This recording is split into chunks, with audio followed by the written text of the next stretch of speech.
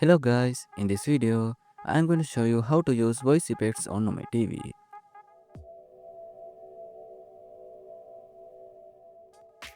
First, open your browser and search for voicemod on Google. Go to the official website and download the software.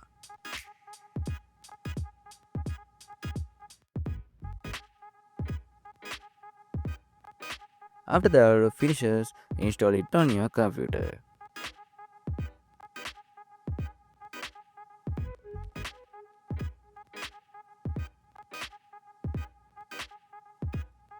Once the installation is complete, open voicemod and log in. Then select your microphone.